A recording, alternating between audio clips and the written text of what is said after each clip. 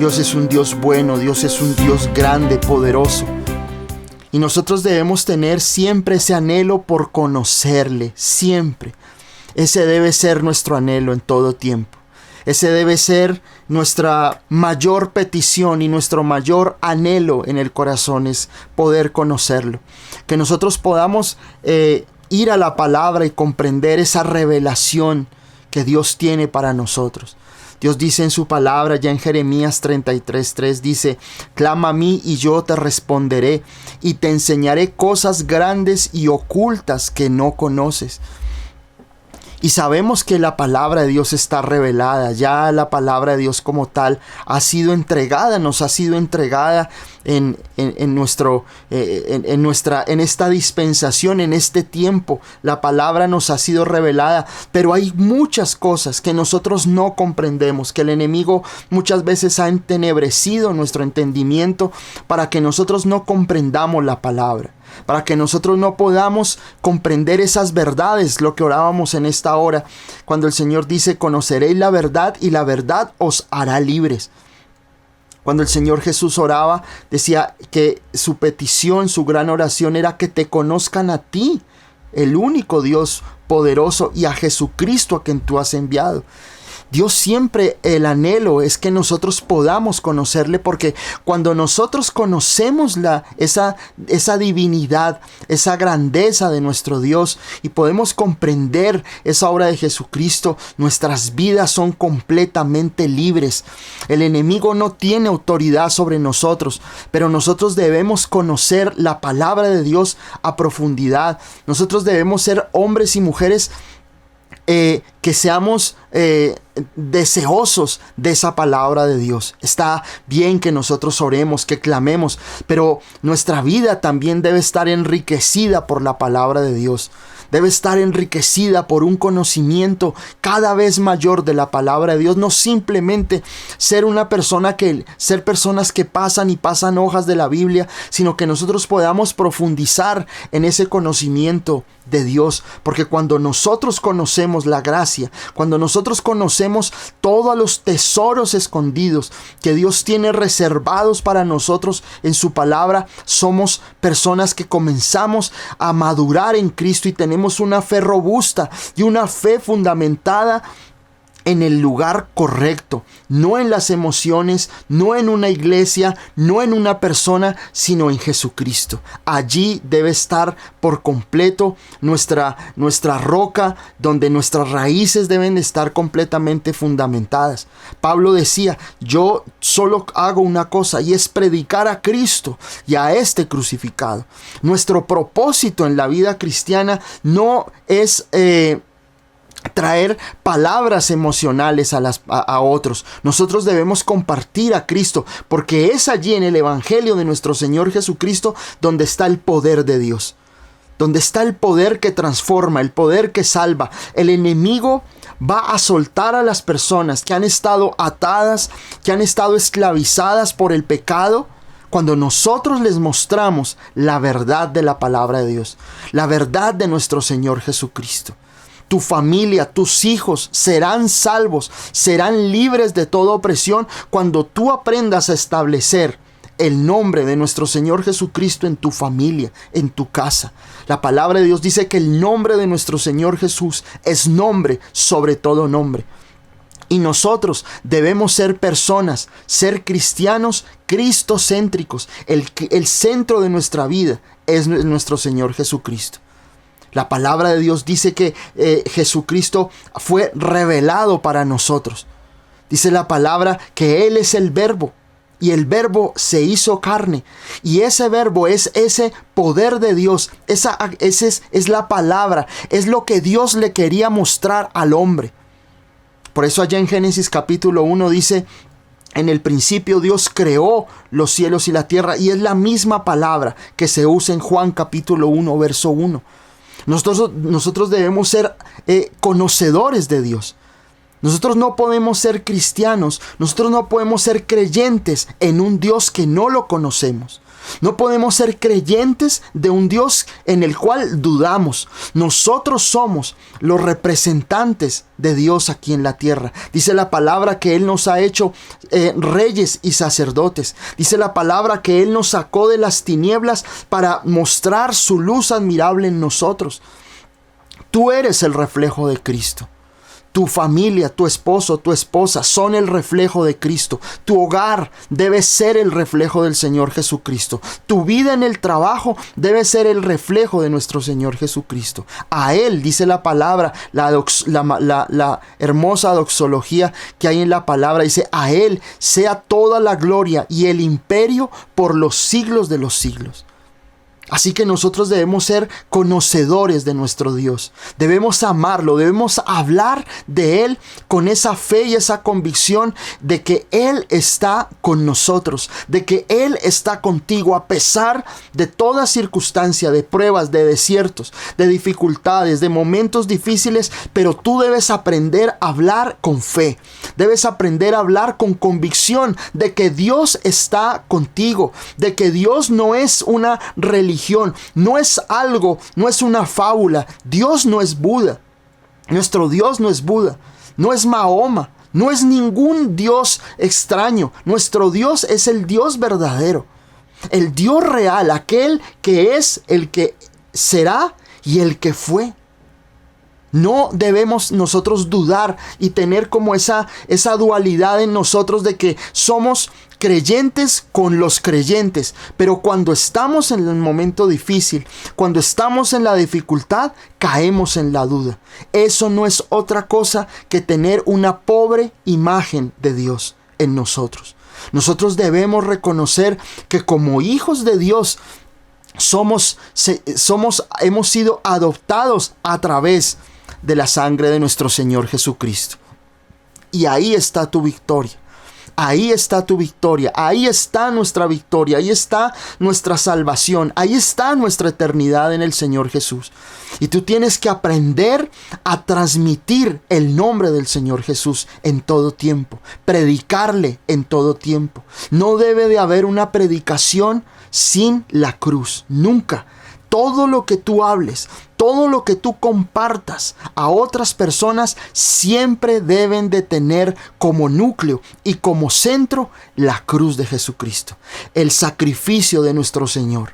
Porque ahí, en ese mensaje, es donde el Espíritu Santo obra para que Satanás suelte a las personas, suelte las vidas y las personas puedan venir a salvación. El Señor dice en su palabra en Timoteo: porque hay un solo Dios y un solo mediador entre Dios y los hombres, Jesucristo hombre.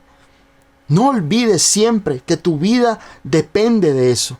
Y nosotros debemos aprender a transmitir el mensaje de salvación, el mensaje de nuestro Señor Jesucristo en todo tiempo. Porque eso era lo que el apóstol Pablo decía.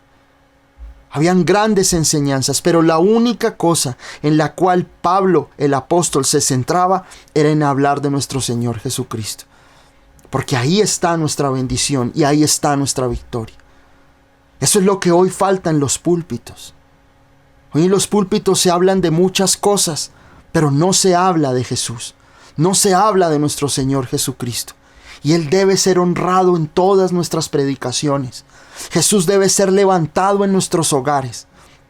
Jesús debe ser levantado entre nuestros hijos. El Señor debe ser levantado en nuestro trabajo, en todo lugar. El nombre de Jesús debe ser levantado y no nos debemos avergonzar de lo que Él hizo por ti y por mí en la cruz del Calvario.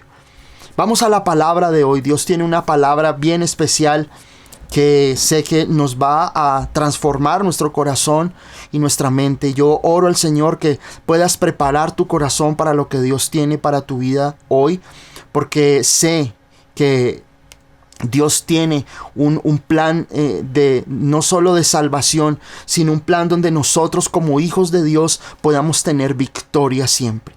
Y quiero que vayamos a la palabra, a Éxodo capítulo 12. Éxodo, que es el segundo libro de la Biblia, está después de Génesis. El libro de Éxodo en el capítulo 12. Y vamos a estar leyendo acerca de de toda la historia de lo que sucedió para que Dios dejara libre al pueblo de Israel de las manos de Faraón y de Egipto. Y cuando yo podía estudiar esta palabra y prepararla para el día de hoy, yo me daba cuenta que yo veo a muchos creyentes en derrota. Yo podía ver todo este tiempo, leía unas estadísticas el día de ayer que decía que el 26% de los pastores y ministros del Evangelio de nuestro Señor Jesús han tenido problemas de ansiedad o problemas mentales, es decir, no sé, depresión, angustia, han tenido un cuadro de ansiedad, han tenido un cuadro depresivo. Y vemos nosotros cómo definitivamente el enemigo ha querido lanzar su última arma. Sabemos que estamos en los últimos tiempos para la venida de nuestro Señor. Creemos que su venida está pronta, muy pronta. Y sabemos que el enemigo ha tratado de lanzar sus más oscuras armas en contra de la iglesia. Podía ver yo ayer cómo en la ciudad de Guatemala han estado persiguiendo a la iglesia, impidiéndoles hacer, digamos, sus reuniones. En fin, ha habido una serie de persecuciones. Ha habido persecución en la iglesia, en nuestro propio país. Vemos ese antagonismo hacia la iglesia de nuestro Señor, hacia el pueblo cristiano. Vemos cómo en el mundo cada vez se levanta el enemigo para frenar el crecimiento de las iglesias, para frenar, para imponer sus ideologías, para imponer sus pensamientos, un pensamiento progresista, y ese pensamiento progresista es sencillamente no creas en Jesús. La Biblia está pasada de moda. La Biblia es simplemente un libro de consulta, un libro de muy buenas historias, pero no es la verdad. Y vemos cómo la promiscuidad, cómo ha habido en estos tiempos tanta desorden en la sexualidad, en tantas situaciones. Y vemos nosotros que sencillamente nuestras familias se ven afectadas. Nuestras familias hoy se ven bombardeadas precisamente por esos nuevos pensamientos, por esas armas que el enemigo ha estado desatando contra nosotros, contra los pastores, contra las iglesias, contra nuestras propias vidas, nuestra propia fe. Y yo sé que es cierto. Yo recuerdo hace unos más de 12, 15 años, un gran hombre de Dios que fue David Wilkerson, uno de los grandes hombres de Dios que Dios levantó en el siglo XX, un gran pastor, evangelista, profeta, era un hombre de Dios. Yo recuerdo que escuchaba una profecía que él daba para los últimos tiempos, y era que el enemigo iba a vomitar toda la inmundicia sexual sobre los pastores, sobre los hogares cristianos, sobre toda la iglesia. Y hoy nos vemos afectados por muchas situaciones de hombres de Dios que desafortunadamente han sucumbido ante la tentación, hogares que han perdido ese núcleo, ese tener a Cristo en sus vidas. Y oro al Señor que Dios guarde mi hogar y el de cada uno de ustedes, que seamos guardados de ser fieles a nuestra esposa, a nuestro esposo, infundir esa fidelidad a nuestros hijos, levantar ese altar de adoración. Y yo oraba por eso, y el Señor me llevaba a esta palabra. Y sé que la hemos leído muchas veces acerca de Éxodo capítulo 12, cuando habla de la Pascua. Y yo veía más allá, algo que el Señor me quería mostrar un poco más allá de lo que nosotros vemos a simple vista en Éxodo capítulo 12.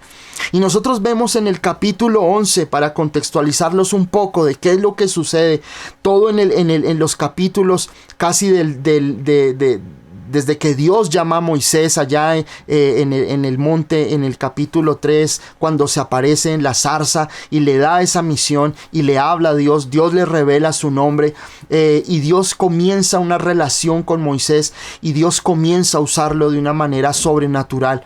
Y vemos nosotros cuando comienzan esas 10 plagas que van contra el pueblo de Egipto, que está esa conversión del agua en sangre, está la plaga de las ranas, la plaga de los piojos, la plaga de las moscas, la plaga de la peste que mata al ganado, las úlceras, viene después lo que es la lluvia de fuego y granizo, y vienen las langostas, que es la otra plaga, y luego la plaga de las tinieblas.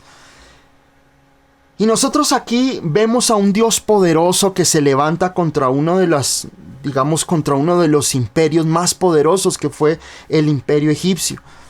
Y era una nación rica, pero era una nación, era un imperio que tenía muchos dioses, demasiados dioses. Y Dios envía esas 10 plagas en contra de los 10 principales dioses que había en ese momento. Por eso Dios golpea donde más le dolía a Egipto.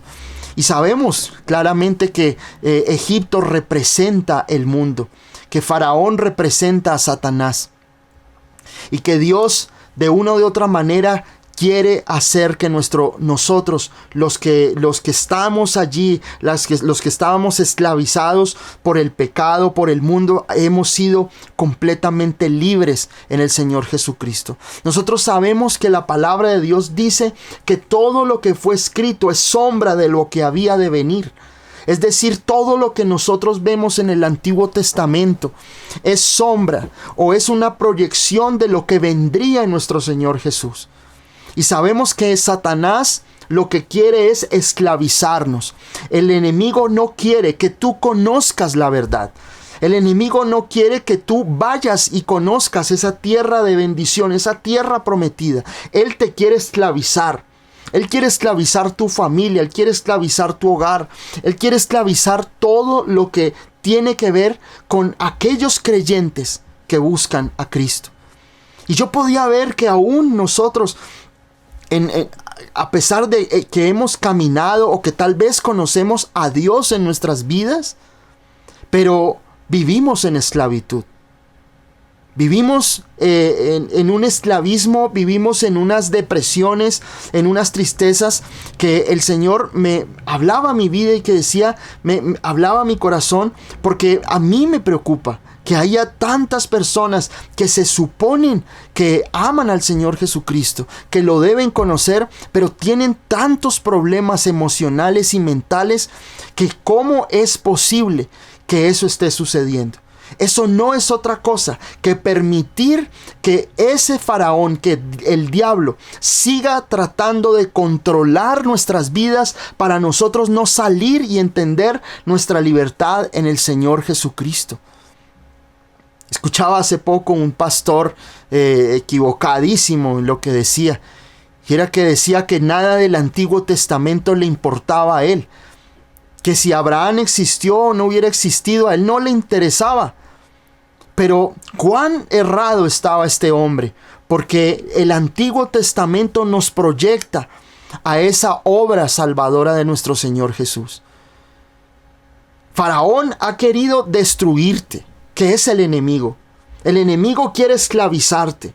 El enemigo quiere traer enfermedad a tu vida. El enemigo quiere traer esclavitud en tus pensamientos. El enemigo no quiere que ores. El enemigo no quiere que leas la Biblia. No es la pereza.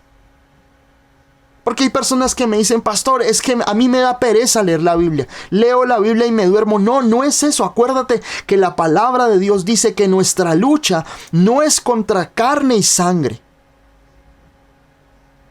No es contra carne y sangre.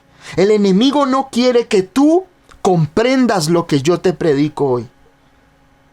El enemigo quiere que mientras yo te estoy predicando, tú estés pensando en lo que tienes que hacer mañana, que tienes que pensar en lo que tienes que pagar, en el dinero que te va a llegar.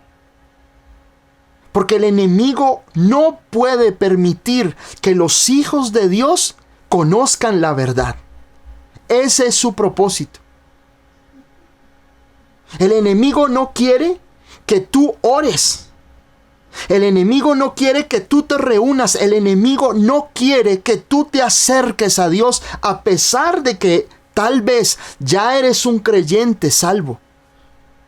Pero el enemigo hará todo lo posible por impedir que tú encuentres la madurez en Cristo y tengas una fe robusta y victoriosa.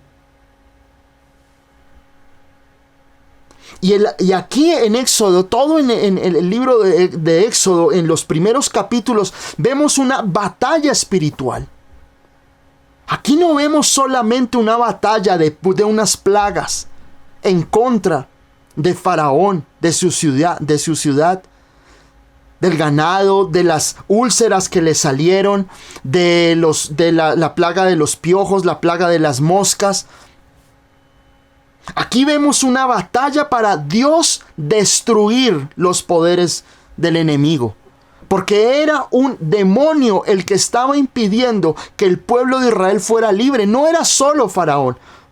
Había un espíritu, había un gobernador espiritual que no estaba permitiendo que el pueblo de Israel entrara a la tierra prometida.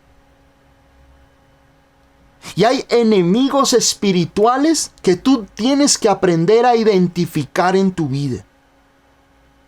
Tú tienes que aprender a identificar que muchas veces la enfermedad que tú has venido teniendo, que te impide tener ese gozo, esa bendición en tu vida, no es otra cosa que lo que el enemigo ha querido hacer para frenarte y quitarte esa velocidad y ese ímpetu para que tú busques al Señor.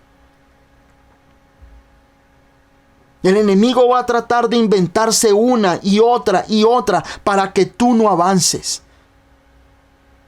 Y tú tienes que aprender a tener la fe en el lugar correcto y aprender a perseverar de la manera correcta y poner tus ojos en el consumador y hacedor de la fe, nuestro Dios, nuestro Señor Jesús. Pon tu confianza en Él.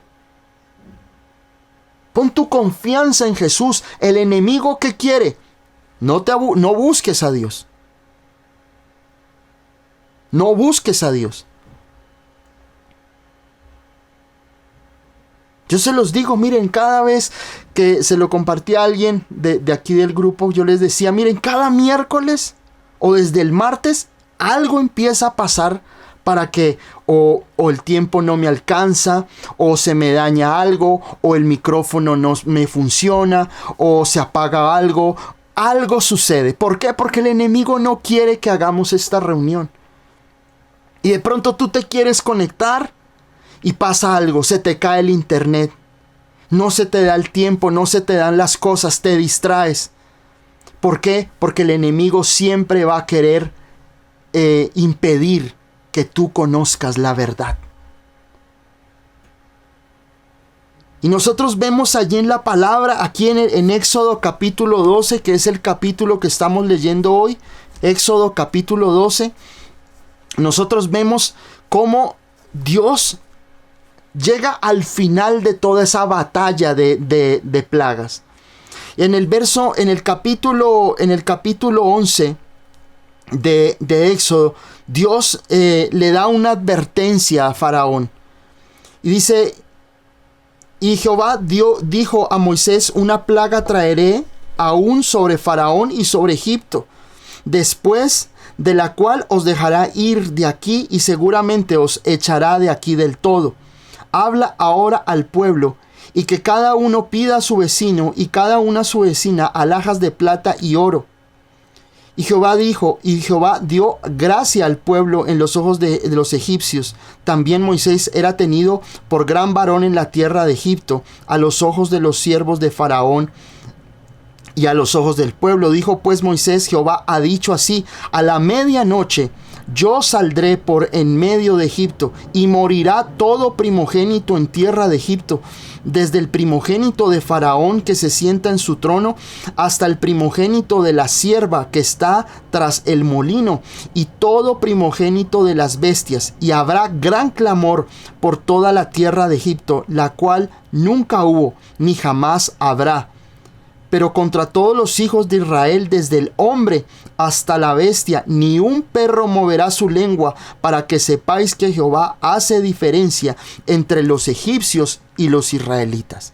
Esa era la estocada final de Dios con Faraón.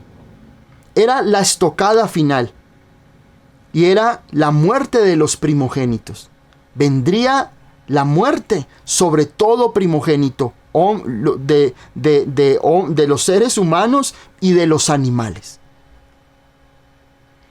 Y Dios le dice a Moisés que él estaba seguro que esa sería la última plaga, y que esa sería la plaga que traería la libertad del pueblo de Israel.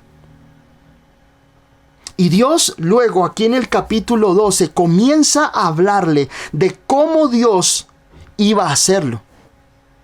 Y nosotros muchas veces leemos la palabra de una forma superficial, como muchas veces se los digo. Leemos la Biblia por leerla, o nos conformamos con la película de Moisés y de los 10 mandamientos. Y tenemos un concepto errado muchas veces de las Escrituras, de la palabra de Dios. Y aquí nosotros vemos que Dios en ningún momento, en ninguna de las 9 plagas anteriores, Dios había mandado hacer algo al pueblo de Israel. Simplemente ellos contemplaron y vieron el poder de Dios en todas las plagas. Pero cuando Dios iba a liberar por completo al pueblo de Israel, Dios le dijo: listo, yo los voy a liberar. Pero Dios necesitaba hacer algo para que quedara para siempre entendido por qué ellos eran libres. Y más allá de que Dios tuviera el poder para destruir por completo a Faraón a través de esa última plaga que era la muerte de los primogénitos, Dios instituye la Pascua. Y Dios instituye ese sacrificio de ese cordero por familia. Y eso es lo que quiero que podamos nosotros entender hoy, porque a pesar de que estamos viviendo tiempos oscuros, tiempos de muerte, tiempos de tantas situaciones difíciles como esa última plaga era una plaga de mortandad, era una plaga de oscuridad, era una plaga de muerte. Eso es lo que nosotros estamos viendo en este tiempo. Estamos viendo mortandad, estamos viendo violencia, estamos viendo enfermedades, y cada día saldrán más cosas, más situaciones. Pero tenemos que entender qué es lo que Dios ha propuesto para nosotros poder ser libres de la mortandad y tener libertad en nuestro Señor Jesús. Y ahí en el capítulo 12, en el verso 1 al verso 4 dice: Habló Jehová a Moisés y a Aarón en la tierra de Egipto, diciendo: Este mes os será principio de los meses, para vosotros será el primero en los meses del año. Hablad a toda la congregación de Israel diciendo: En el 10 de este mes, tómese cada uno un cordero según las familias de los padres, un cordero por familia. Mas si la familia fuere tan pequeña que no baste para comer el cordero, entonces él y su vecino inmediato a su casa tomarán uno según el número de las personas, conforme al comer de cada hombre. Haréis la cuenta sobre el cordero. Hasta ahí. Lo primero es que Dios les dice: miren, yo voy a traer libertad sobre ustedes, pero yo quiero que cada familia haga un sacrificio de un cordero y coman ese cordero. Dios no en ninguna de las anteriores plagas había colocado esto. Pero como era la última y había mortandad y era ya la forma en que ellos serían libres, porque Dios sabía que después de esa última plaga de la muerte de los primogénitos, ellos podrían tener esa verdadera libertad y salir a la tierra prometida. Y Dios les dice: yo voy a traer libertad sobre ustedes. Pero dice aquí la palabra que ellos deberían de hacer un sacrificio y comer ese cordero en familia. Y cuán importante es que nosotros en familia busquemos al Señor Jesús. Dios no habla solamente aquí de una persona. Dios le dice que lo hagan por familias. Que en cada hogar tomaran ese cordero, que hicieran ese sacrificio de ese cordero y que lo comieran en sus casas. Ya vamos a ver más adelante lo que Dios les da, qué instrucción les da a ellos. Pero cuán importante es que nosotros en familia busquemos a Dios. Son tiempos oscuros. Son tiempos donde hay tanta violencia, tanta muerte. El hombre, dice la palabra, el hombre perverso y violento. Dicen Salmos: Dios, líbrame del hombre perverso y violento, porque tú eres mi esperanza. Sabemos que son tiempos donde hay oscuridad y hay una densa capa oscura en el mundo en este momento para traer muerte, destrucción, para que no busques a Dios, para creer que buscar a Dios es algo anticuado, para creer que buscar a Dios en este tiempo es algo fanático, es algo loco. Pero Dios, en medio de una situación de muerte, de sombra de muerte y de destrucción y de caos, manda al pueblo de Israel a que coman un cordero. Y la Biblia dice en 1 Corintios capítulo 5, en el verso 7: limpiaos pues de la vieja levadura, para que seáis nueva masa, sin levadura, como sois, porque nuestra Pascua, que es Cristo, ya fue sacrificada por nosotros. Esa Pascua que ustedes ven en el capítulo 12 de Éxodo no es otra cosa que la sombra de lo que vendría con nuestro Señor Jesucristo. Ese cordero que comía cada familia, ese cordero que estaba allí, que tenían que comer, que tenían que untar la sangre en los dinteles de las puertas y todo lo que significaba esta ceremonia, no es otra cosa que ver el sacrificio de nuestro Señor Jesús en la cruz del Calvario.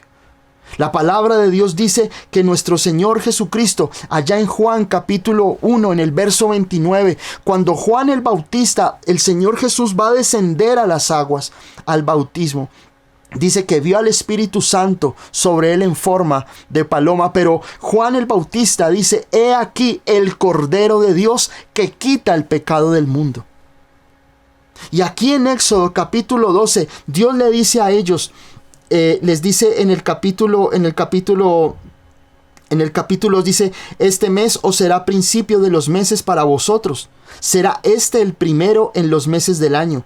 Hablad toda la congregación de Israel diciendo: en el 10 del mes, tómese cada uno un cordero según las familias de los padres, un cordero por familia. Son tiempos donde nosotros tenemos que buscar al Señor. Son tiempos, a veces la gente dice: no, es que estos son los peores tiempos. Pero la humanidad siempre va en ciclos. Y la humanidad siempre ha caído en lo mismo de siempre. Y en la época del Éxodo, del pueblo de Egipto que estaba persiguiendo al pueblo de Israel, lo tenía arrinconado en la tierra de Gosén. Y dice aquí la palabra que el Señor les dice, mire, tomen un cordero y ese cordero, tómenlo por familia. Jesús debe ser el centro de mi hogar. Jesús debe ser el centro de mi vida. Aquí no solamente está hablando digamos en sentido figurado del hogar donde debían comer el cordero.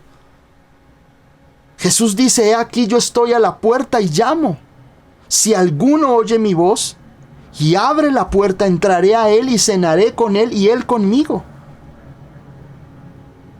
Jesús te está diciendo que si tú abres tu corazón, si tú le permites al Señor entrar para que Él sea el cordero que quite tu pecado, que quite todas las maldiciones, toda la enfermedad, toda esa podredumbre que ha traído el mundo a nosotros, Él vendría a ser nuestro Señor y Salvador. Ahí en los primeros 4 versos nosotros vemos cómo Dios le manda al pueblo que tome ese cordero, y ese cordero traería redención. Y esa palabra redención es rescate. Y eso era lo que Dios iba a hacer después de ese momento. Dios rescataría a su pueblo de las manos de Faraón. Y eso es lo que Dios quiere hacer contigo, con tu familia, con tu vida. A veces somos creyentes que llevamos años en la vida cristiana, pero todavía vivimos en cadenas. Todavía vivimos en cárceles, presos de la enfermedad, presos de un pecado, presos de un vicio. Y nos acostumbramos a eso. Creemos que esa verdad de Dios, de Jesús en nuestras vidas, se hizo realidad, parte en nosotros, pero no completo. Sé que vendrán aflicciones. Sé que vendrán momentos muchas veces difíciles a nuestra vida. Pero Jesucristo nos dio completa libertad. Y quiero que miremos más adelante. Miren, en el verso 5, quiero mostrarles las características de ese cordero, y vamos a ver cómo esas características nos muestran a Jesús. Miren el verso 5, dice, el animal será sin defecto, macho de 1 año. Lo tomaréis de las ovejas o de las cabras. Ese cordero debía tener mínimo 1 año. Dice, el animal será sin defecto, macho de 1 año. Y los corderos alcanzan, digamos que su adultez o el desarrollo completo después del año. Y es entender que Jesucristo Jesús no murió en la niñez. Jesús tenía que cumplir el sacrificio y tenía que cumplir el propósito de salvación en su edad adulta, pero no tan adulta, porque Jesús tenía aproximadamente, según lo que los teólogos dicen, entre 30 años cuando comenzó su año de popularidad, es decir, a partir del bautismo con Juan el Bautista. Jesús necesitaba cumplir el propósito siendo adulto. Por eso dice aquí la palabra en Éxodo capítulo 12 que el cordero debía tener 1 año. Es decir, que ya haya alcanzado, que no fuera tan viejo, pero que fuera joven, pero ya tuviera un crecimiento y tuviera una capacidad en su vida. Digamos que una adultez, comenzando su adultez. Y el cordero debía tener 1 año. Pero dice la palabra también que el cordero debía ser sin defecto. No podía tener ningún defecto. No podía estar cojo, no podía estar tuerto el animalito. No podía faltarle nada. Debía ser perfecto. Y miren, la palabra dice en Primera de Pedro, en el capítulo 1, en el verso 19, sangre preciosa de Cristo, como de un cordero, sin mancha y sin contaminación. Dice la palabra del Señor que Jesucristo dice que no tenemos un sumo sacerdote. Eso lo dice la palabra en Hebreos. Porque no tenemos un sumo sacerdote que no pueda compadecerse de nuestras debilidades, sino uno que fue tentado en todo según nuestra semejanza, pero sin pecado. Jesús fue ese cordero. Dice aquí la palabra en Éxodo 12, que ese cordero debía ser de 1 año, pero no debía tener mancha. Entonces miren cómo ese sacrificio, esa situación que ellos tenían que crear en sus hogares, no era otra cosa que el sacrificio de nuestro Señor Jesucristo. Dice aquí, y lo guardaréis hasta el día 14 de este mes, y lo inmolará toda la congregación del pueblo de Israel entre las 2 tardes. Esto es maravilloso. Porque miren lo que dice. Dice, lo guardaréis hasta el día 14. Es decir, la Pascua comenzaba el 10 y ellos debían de guardarlo hasta el día 14. Es decir, 4 días debía estar apartado ese animalito antes de que fuera sacrificado. Y si nosotros vemos en Juan capítulo 12, dice la palabra que Jesús llegó a Jerusalén 6 días antes de la Pascua. Eso significa que Jesús, entre lo que sucedió ese día y su sacrificio, pasaron 4 días. Igual que lo que dice aquí la palabra, que el animalito tenía, ese cordero debía estar preparado o tenía que estar listo o apartado 4 días antes de la Pascua, antes de su muerte. Y Jesús entra a Jerusalén, allá en Juan capítulo 12, luego de ser ungido en Betania, entra a Jerusalén 6 días antes de la Pascua. Se toma ese día para que antes de que Jesús fuera crucificado y muerto, son en total 4 días que Jesús realmente vive lo que este cordero tenía que vivir. 4 días de preparación. Ahora miren lo que dice ahí en el verso 6. Dice, y lo inmolará toda la congregación. Y en Lucas capítulo 23, en el verso 18. Mas toda la multitud dio voces a una diciendo, fuera con este y suéltanos a Barrabás. Les estoy haciendo un paralelo entre esta situación de la Pascua en Éxodo capítulo 12 con la vida de nuestro Señor Jesucristo, para que podamos entender al final de nuestra reunión que tu libertad, tu sanidad y tu salvación provienen de Él. Dice ahí en el capítulo 6:1 que tenía que ser apartado 4 días. 2, que toda, dice aquí en Éxodo capítulo 12, dice, lo inmolará, es decir, lo quemará toda la congregación. Y eso fue lo que Jesús hace y vive. Toda la congregación, toda la gente que lo había recibido allá en Jerusalén con las palmas, que habían colocado mantos en sus pies cuando llegó sobre ese pollino, sobre ese burrito allá a Jerusalén. Los mismos que lo reciben son los mismos que lo sacrifican, los mismos que gritan crucifícale, o los mismos que dicen no queremos a este, suéltanos a Barrabás. Y aquí dice en Éxodo capítulo 6, dice que lo inmolará toda la congregación.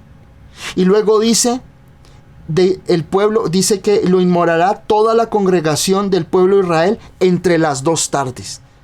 Y según la tradición judía, cuando habla de las 2 tardes es entre las 3 de la tarde y las 6 de la tarde, que son las 2 tardes. Miren cómo la palabra de Dios nos lleva a Jesús. El cordero debía ser inmolado por toda la congregación, igual que Jesús, Lucas capítulo 23. Y dice aquí la palabra también que debía ser la muerte de ese cordero debe ser entre las 2 tardes. Y Jesús muere aproximadamente a las 3 de la tarde. Entre la segunda y la tercera hora. Igual que el cordero. Y esto me parecía asombroso. Me parecía maravilloso porque nosotros podemos entender que Dios quería mostrarle al pueblo de Israel aquí en Éxodo capítulo 12 que la libertad de su vida y la libertad del pueblo de Israel no era por las plagas, no era por el poder de Dios, sino por la sangre del cordero, por la muerte del cordero. Y tú tienes libertad y tú vas a tener sanidad en tu vida y tú vas a tener redención, vida eterna, cuando comprendas en tu vida que tu libertad no es por cuanto tú hagas, sino por la sangre de Jesús que derramó por ti en la cruz del Calvario. Lo que trajo la diferencia entre las 9 plagas y esta es que Dios le mostró a su pueblo que ese cordero representaba al Salvador, que representaba aquel que liberaría al pueblo de Israel y le daría completa libertad. Esto me parecía asombroso porque muchas veces yo leía sobre la Pascua, pero no había comprendido específicamente cuántas cosas ocurrían allí para mostrarnos ese sacrificio de Jesús. Miren lo que dice en el verso 46. Quiero saltarme al verso 46 de Éxodo 12. Dice: se comerá en una casa y no llevarás de aquella carne fuera de ella, ni quebraréis hueso suyo. Es decir, que ese animalito lo tenían que asar, pero lo tenían que asar completo, pero no podían partir sus huesos, no los podían partir. Y miren lo que dice Juan capítulo 19, Juan capítulo 19 en el verso 33. Mas cuando llegaron a Jesús, como le vieron ya muerto, no le quebraron las piernas. Pero uno de los soldados le abrió el costado con una lanza, y al instante salió sangre y agua. Y el que lo vio da testimonio, y su testimonio es verdadero, y él sabe que también dice verdad, para que vosotros también creáis. Porque estas cosas sucedieron para que se cumpliese la escritura: no será quebrado hueso suyo. Amén. Miren cómo el Señor nos muestra allí en Éxodo capítulo 2, en el verso 46, dice que ese cordero no podían quebrarle los huesos. Y aquí Juan, en el capítulo 19, dice que no le quebraron las piernas. Cuando iba a llegar la Pascua, Jesús muere antes de la Pascua, A los otros ladrones sí estaban vivos y le rompían las piernas. Esa era la forma en que tenían que terminar de aniquilar o matar a las personas crucificadas. No podían permitir que una persona estuviera colgada en un madero para el día de la Pascua.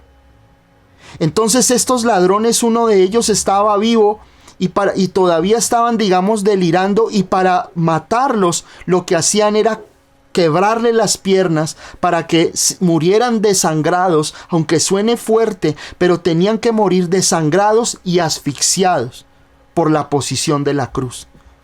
Pero cuando ven a Jesús, Jesús ya había muerto y no tienen que quebrarle las piernas ni romperle hueso suyo, como dice en Juan capítulo 19 en el verso 33. Entonces lo que hace el soldado romano es tomar la lanza y atravesársela en su costado, y sale agua y sangre. Jesús ya había muerto. Jesús, cuando sale agua y sangre, es porque Jesús ya se había desangrado por completo. Estaba desangrado por las heridas de la cruz. Pero dice ahí en Éxodo, en el capítulo 12, verso 46, dice que el cordero no debían de quebrarle los huesos, tal cual lo que dice el apóstol Juan allí en el capítulo 19, en el verso 33 en adelante. Miren cómo El cordero nos tipificaba a Cristo, al Señor Jesucristo. Ese cordero inmolado, ese cordero que sería sacrificado. Ahora, miren lo que dice el verso 7, y ahí vamos a profundizar más adelante en este. Del capítulo 12 dice: y tomarás de la sangre y la pondrán en los dos postes y en el dintel de las casas en que lo iban a comer. Es decir, esa sangre que salía de aquel cordero, del corderito que estaban matando por familias, ellos debían de tomar la sangre y colocarla en los dos postes de la puerta y en el dintel, en la parte de arriba. Miren que la palabra es tan maravillosa que dice que debía ser colocado en los postes y en el dintel, pero nunca en el umbral, porque la sangre de Jesús nunca debe ser pisoteada por nosotros. Para Dios bastaba que la sangre fuera colocada en los postes de la puerta y en el dintel, pero nunca en el umbral. Porque nosotros nunca podemos pisotear la sangre de Cristo. Nosotros debemos tener como honra esa sangre que el Señor Jesucristo vertió por nosotros. Porque esa sangre es lo que ha traído salvación y vida eterna a tu vida, a tu casa, a tu familia. Es la sangre de Cristo la que te limpia de pecado. Es la sangre del Señor Jesucristo que derramó, la que te compró. Porque no solo te limpió, fue el pago que el Señor Jesucristo hizo por nosotros ante el Padre. Su sangre fue vertida porque nosotros, como humanidad y como raza descendiente de Adán, estábamos perdidos por el pecado. Porque la consecuencia, la Biblia dice que la paga del pecado es la muerte. Mas la dádiva de Dios es vida eterna en Cristo Jesús. La dádiva de Dios es vida eterna en Cristo. El Padre envía a su Hijo. El Hijo, Jesucristo, se entrega por nosotros, porque no había otra forma de redimir a la humanidad sino a través de Él. No hay otra forma de encontrar salvación. Todo apunta, de Éxodo a Apocalipsis, apunta a nuestro Jesús. Y tal vez en tu vida ha habido enfermedad, tal vez en tu vida ha habido depresión, angustia, tal vez en tu vida ha habido esa desilusión de tantas cosas. Y te has sentido esclavo de una enfermedad, de una situación, de una condición que te ha estado limitando. Pero dice la palabra que ese cordero, ahí en Éxodo capítulo 12, representaba esa salvación de nuestro Dios. Quiero que miremos más adelante. Quiero que miremos el verso 22 del capítulo 12. Verso 22 del capítulo 12. Que esto me parecía también tan hermoso, tan revelador de Dios.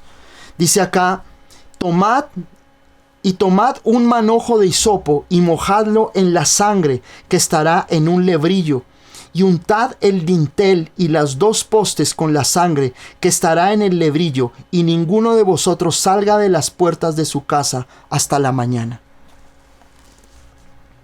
Y dice aquí que tenían que tomar un manojo de hisopo. Y el hisopo es un arbolito pequeño que mide aproximadamente 60 centímetros a menos de 1 metro, más o menos de 45 centímetros a 80 aproximadamente, a 80 centímetros. Pero este hisopo que nos describe aquí la palabra es un árbol muy tierno. Porque es un árbol que tiene unas hojas duras, pequeñas, y son vellosas esas hojitas. Y esas hojitas se aferran a la piedra, se aferran a las rocas y trepan por ellas. El hisopo representa nuestra fe. Tal vez Tu fe no es la gran fe. Pero ese hisopo tiene unos pequeños vellitos que se aferran a la roca y trepan por ella, no la sueltan. Por eso el hisopo representa nuestra fe. Y aquí dice la palabra en el capítulo 22, dice que debían tomar de un lebrillo, como de una vasija, la sangre del cordero y tomar ese hisopo, esas planticas, y con ese hisopo debían de tratar de hacer como si estuvieran pintando con la sangre. Tomaban en el lebrillo, tomaban ese hisopo y tomaban la sangre y la untaban en los postes, poste derecho, poste izquierdo y en el dintel. Lo que hace que esa sangre de Jesús tenga poder en mi vida y que tenga ese poder transformador es mi fe. No necesitamos la sangre como tal.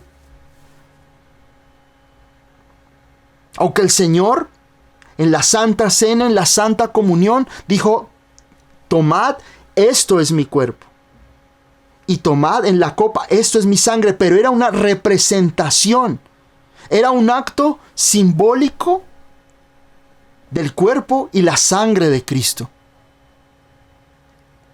Por eso nosotros, cuando celebramos la Santa Comunión, tomamos el pan, tomamos el vino, nosotros estamos recordando, porque dice el Señor que hagan esto en memoria de mí cuantas veces sea necesario. Cuando nosotros tomamos la Santa Comunión, tomamos el pan, tomamos el vino, no es que Jesús esté allí, en el pan y en el vino. Lo que significa es que es la representación para recordar el cuerpo y la sangre de Cristo en nosotros. Lo que hizo el Señor por nosotros en la cruz del Calvario. Y ese hisopo se untaba y era untado en las puertas, pero la familia debía estar dentro. Nadie podía estar después de la medianoche por ahí afuera. Todo el mundo debía estar allí en sus casas comiendo el cordero, y la sangre debería de estar puesta en los dinteles de las puertas. Miren el verso 7. Nuevamente dice: tomarán la sangre y la pondrán en los dos postes y en el dintel de las casas, en el dintel de las casas en que lo han de comer. Y es la fe pública, ¿no? Miren esto tan maravilloso que Dios hace. Dios tiene el poder para haber destruido a Faraón y a sus primogénitos en un 2x3. Pero Dios manda al pueblo a hacer un acto de fe y de obediencia. Porque Dios necesita de nosotros tener esa fe y esa obediencia. Lo que a ti te va a liberar de la enfermedad es la fe en el Señor Jesús, en lo que hizo por ti en la cruz del Calvario. Pero miren que Dios le manda al pueblo y les dice: pongan la sangre afuera de sus casas. Afuera de sus casas. Es decir, que había una fe pública. Una fe en la cual los demás se darían cuenta que en esa casa había un creyente. Y muchas veces nosotros nos da vergüenza decir que creemos en nuestro Señor Jesucristo. A veces nos da vergüenza tener una fe pública. Nos avergonzamos de decir que somos creyentes. Nos avergonzamos de decirle a otra persona que si nosotros estamos enfermos, creemos que en la Biblia y en la palabra de Dios, en la oración, está la fuente de nuestra vida. Porque nos tememos al qué dirán de la gente. Es que ya te cambiaste de religión si lees la Biblia. Es que ahora te volviste fanático. A nosotros no nos debe importar eso. Miren que Dios aquí en el capítulo 7, en el capítulo 2, en el verso 7, les dice que pongan la sangre afuera de sus casas. Porque cuando viniera el ángel de la muerte, vería quién realmente era creyente. A nosotros no nos debemos temer ni sentirnos acomplejados por decir que somos hijos de Dios, que oramos o que leemos la Biblia. Dios les dice a ellos, no les dice, mire, pongan la sangre adentro de sus casas que nadie se dé cuenta. No, les dice, pongan la sangre del cordero afuera de sus casas y que todo el mundo se dé cuenta quién es creyente y quién no es creyente. Que no te dé vergüenza decir que tú eres de Cristo. Que no te dé vergüenza decir que tú lees la Biblia, que tú oras, que tú buscas y que tú dependes de Dios en tu vida. Que fue el Señor Jesús quien murió por ti en la cruz del Calvario y te ha traído vida y vida abundante y eterna para contigo. Dice la palabra en Isaías 53. Dice, mas Él herido fue por nuestras rebeliones, molido por nuestros pecados. El castigo de nuestra paz fue sobre Él, y por sus llagas hemos sido sanados. Tú no eres sano por la oración del pastor. Tú no eres salvo, tú no vas a tener paz en tu corazón porque alguien venga y ore por ti. Tú eres salvo, tú eres sana, tú eres sano de tu enfermedad porque Jesús en su espalda sufrió los azotes y dice la palabra que su cuerpo fue completamente destruido. Y dice aquí en Isaías 53, por sus llagas fuiste sanado. Y el azote de esa época tenía garfios de metal, de hueso, esferas de hierro, y terminaban en punta que cuando Jesús era golpeado arrancaba la piel. Pero Jesús sufre como ser humano. No pensemos que como Jesús era Dios, a Jesús no le dolía. No, Jesús dice la palabra que estuvo en nuestra condición humana. El sacrificio y lo que hacen con el Señor Jesucristo es lo que hoy a ti te da libertad y vida. Por sus llagas, por las llagas de nuestro Señor Jesucristo eres sano. Pero miren lo que dice aquí la palabra. Dice, miremos el verso 13 del capítulo 12. Dice, y la sangre os será por señal en las casas donde vosotros estéis. Y veré la sangre y pasaré de vosotros. Y no habrá en vosotros plaga de mortandad cuando hiera la tierra de Egipto. Miren lo que dice, vuelvo y leo. Dice, y la sangre os será por señal. La sangre de nuestro Señor Jesucristo es la señal. Lo que derramó en la cruz del Calvario y lo que derramó en los azotes y en su muerte es la señal para que tú seas completamente libre de toda opresión del enemigo. De toda opresión de enfermedad, de toda opresión de tristeza, de toda opresión de temor. No es más tiempo de que sigas viviendo como un creyente, como un cristiano encarcelado, un creyente completamente derrotado, en ruinas, lleno de deudas, lleno de pobreza, triste, amargado, con un hogar destruido, con un hogar de apariencias, con una vida llena de miedos, llena de angustias. ¿Tú crees que lo que hizo Jesús por ti en la cruz del Calvario quedó para solamente hacer una película? Yo oro al Señor que tú puedas comprender que tu vida depende de lo que Jesús hizo por ti en la cruz del Calvario hace 2000 años. Los azotes que Él sufrió en su cuerpo, los clavos, el vituperio, la humillación, la corona de espinas que vive Jesucristo y toda la sangre que derramó, no es para que simplemente tú lo admires cada Semana Santa o cada vez que te acuerdas de Jesús. Como alguien más me decía, estábamos viendo la película de la Pasión de Cristo y me decían, ay, pobrecito Jesús. Yo le decía, pobrecito Jesús, no, pobrecito yo, si Él no hubiera muerto por mí. Estaríamos condenados. Estaríamos en esclavitud, en enfermedad y en quién sabe cuántas cosas más. Pero fue su sacrificio, fue la sangre que Él derramó por tu vida la que te ha hecho libre. Y lo único que tú tienes que hacer es creer en lo que Él hizo por ti en la cruz del Calvario. Él te dio sanidad, Él te dio libertad. Miren lo que dice el verso 30. Dice, y se levantó aquella noche Faraón, él y todos sus siervos y todos los egipcios, y un gran clamor en Egipto, porque no había casa donde no había un muerto. E hizo llamar a Moisés y a Aarón de noche y les dijo, salid de en medio de mi pueblo, vosotros y los hijos de Israel, e id y servid a Jehová como habéis dicho. Dios hace y cumple su promesa. Dios cumple su promesa en Jesús.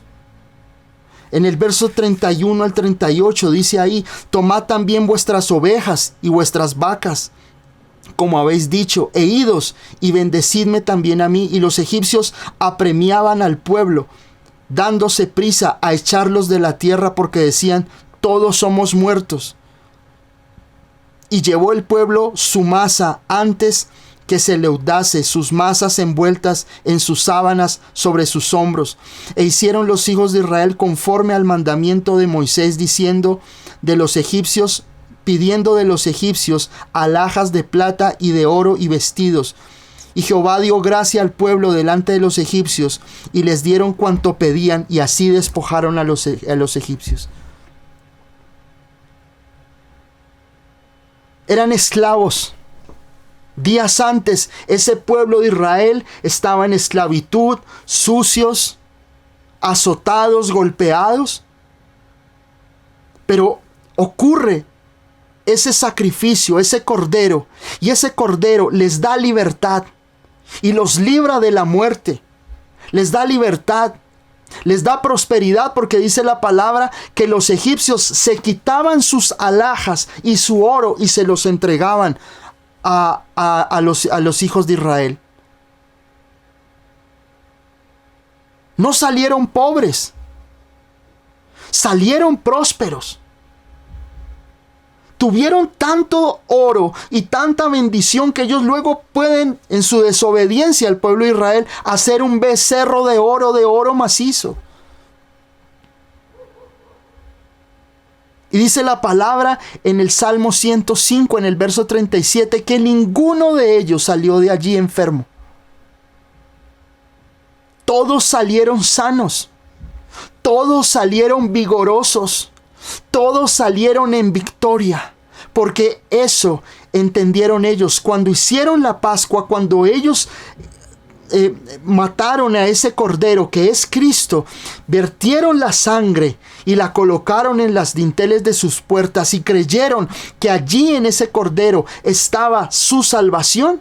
Ellos no salieron pobres, ellos no salieron enfermos. Mira el Salmo 105. Salieron en victoria, salieron bendecidos, porque Dios tiene eso para tu vida. Dios no quiere que tú estés en enfermedad. Dios no quiere que tú estés en ruina. Dios no quiere que tú estés viviendo en problemas mentales, en ansiedad, en angustia, en persecución. Dios te quiere bendecido. Pero ¿cómo lo vas a lograr? Cuando tú tengas la fe de lo que Jesús hizo por ti en la cruz del Calvario. En la obra de Jesús está tu bendición. En el sacrificio de nuestro Señor Jesucristo está tu victoria, tu éxodo, tu salida de ese lugar de prisiones, de cárceles que el enemigo te ha tenido a ti esclavizado. Pon tu fe en el Señor Jesús. Pon tu fe en el Señor. Clámale al Señor Jesucristo. Cree en Él, en lo que hizo por ti, en la sangre que vertió por ti en la cruz del Calvario para darte libertad. La palabra salvación significa sanidad, libertad, redención, perdón de pecados.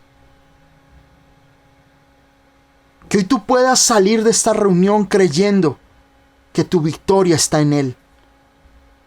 Que tu victoria está en Él, en su sacrificio, en su sangre, en la sangre que vertió por ti. Que en tu casa no va a entrar mortandad.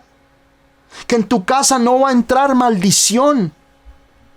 Que tus hijos, tus nietos, tendrán la bendición de Dios, tendrán la gracia de Dios por generaciones. Dile hoy: Señor Jesús, pon tu sangre en mi casa. Pon tu sangre, Señor, en mi hogar. Pon tu sangre, Señor, límpiame con tu sangre en mi vida. Que yo pueda entender, Señor, lo que hiciste por mí en la cruz del Calvario y poder tener salvación y vida eterna a través tuyo. Tengo la certeza de que si estás en enfermedad, de que si estás viviendo días de opresión, de angustia, hoy el Señor va a hacer algo en tu vida. No porque ore, no porque hoy sea un día especial, sino porque creo que este mensaje ha roto todos esos paradigmas, todos esos pensamientos contrarios, y entender que tú no tienes por qué estar más en esclavitud, que no tienes por qué estar más en enfermedad, que no tienes por qué seguir siendo un creyente asustado, un creyente arrinconado. No, Dios en la cruz del Calvario envió a su Hijo para que tú no vivas en derrota, sino en victoria. No está tu salvación en que el pastor ore por ti. La victoria tuya no está en cuánto hagas. Tu victoria, tu sanidad, escúchamelo bien, tu sanidad está en el sufrimiento de Jesús por ti en la cruz, en los azotes, en sus llagas, como dice Isaías: por sus llagas eres sano. La sangre de Cristo te ha limpiado. La sangre de Cristo aleja de ti la mortandad, el pecado. Hoy declara eso en tu familia. Declara eso sobre tus hijos, sobre tu esposo, sobre tus nietos. Declara que la sangre de Jesús ha sacado por completo la enfermedad y la mortandad de tu vida. Ha sacado la ruina, la escasez y la pobreza. Escúchame, el pueblo de Israel no salió pobre, salió enriquecido de Egipto. Salió sano, aún el más viejo de ellos. Salió fuerte y rejuvenecido. Salió lleno de vitalidad. Hace poco hablaba con una persona joven, digámoslo así, joven. Me decía: oye, no, ya me siento viejo, ya me están saliendo pecas en las manos, se me está cayendo. Y no es una persona mayor. Dios te rejuvenece. Dios te da vitalidad. A veces sentimos que ya todo está perdido. Deja que el Señor traiga completa vida sobre ti. Te sane de tus enfermedades. Te sane mentalmente. Es doloroso. Yo en mi trabajo tengo un cliente que es de una IPS o una empresa de salud. Yo veía una clínica de jóvenes, solo jóvenes. Hay más o menos unas 80 habitaciones y en cada habitación hay 3 jóvenes. Jovencitos de 14, 15, 16, 17 años con problemas de depresión, con intentos de suicidio, confundidos en su vida.